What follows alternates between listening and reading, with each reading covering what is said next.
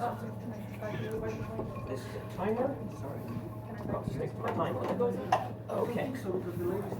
Hello everybody, my name is Andrew, and this is important, or a little bit important, I am a scientist. But anyway, let's focus on the other important thing.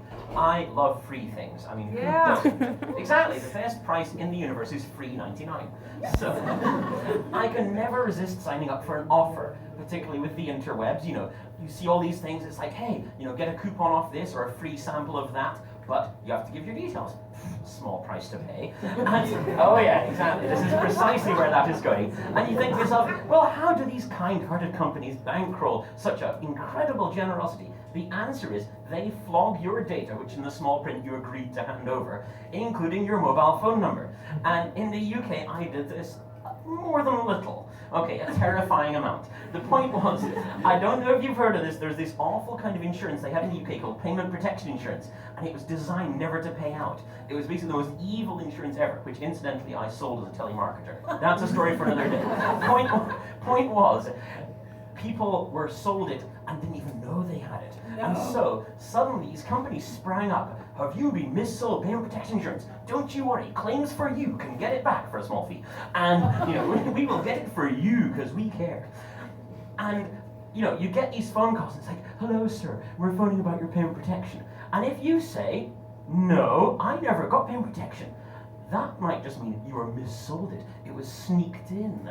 And so no doesn't mean no. No just means I don't know. And so I would go to these people and go, no, genuinely I didn't. Because unlike everyone else in the UK at the time, I actually didn't get payment protection insurance. Because, like I said, I sold it. I knew it was evil.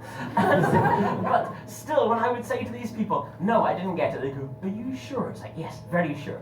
But, you know, they wouldn't take no for an answer, so I thought, right, these people deserve to be screwed with. So, when they next answer it, I would put on funny accents, I would do stuff like, I would say, well, actually, I am a forensic accountant. I have gone over my books, inch by inch, and I guarantee that I did not take payment protection insurance. They're still like, are you sure? It's like, yes, I am sure. What is wrong with you people?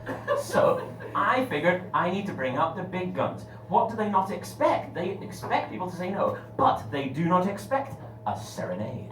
So, when I get one of these calls, of which I had several, hello, this is claims for you, without pausing for a breath, I would go, the minute you walked in the jungle, I could tell you were a man of distinction, a real big spender. They didn't let me reach the chorus. I mean, how rude is that? So, in fairness, that was a pretty decent countermeasure.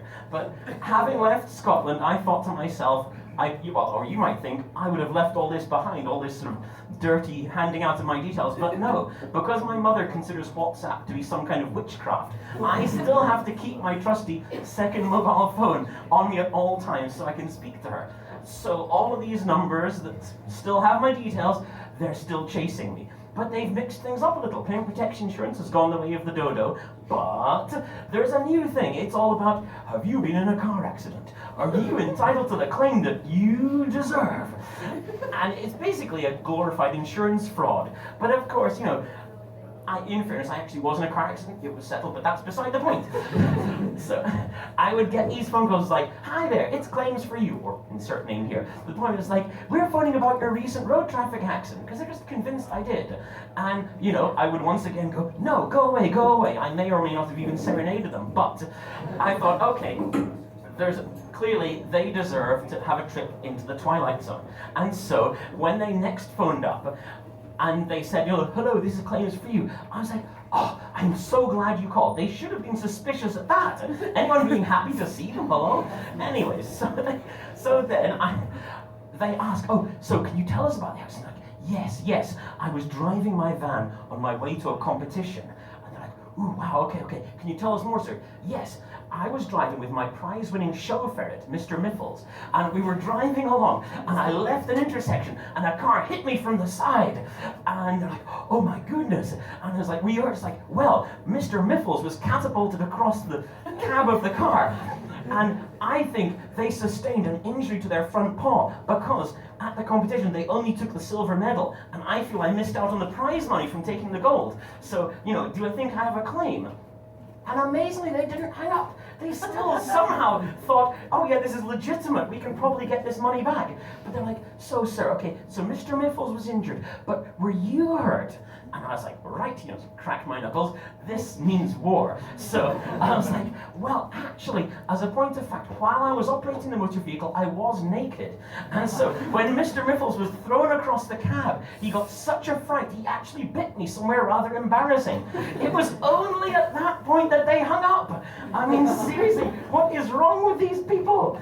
But I know what you're also thinking. Hey, well, okay, you managed to defeat them that time, but do you have any tricks left up your sleeves? And the answer is yes. I am already ready for when they phone back. It's not even a question of if, it's a question of when.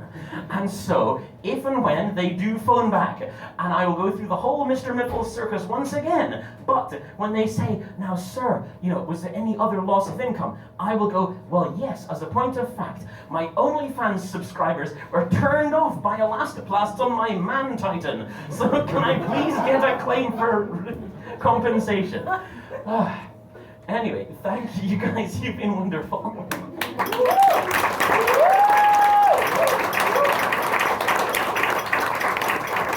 Andrew Ferenbach, give him an applause.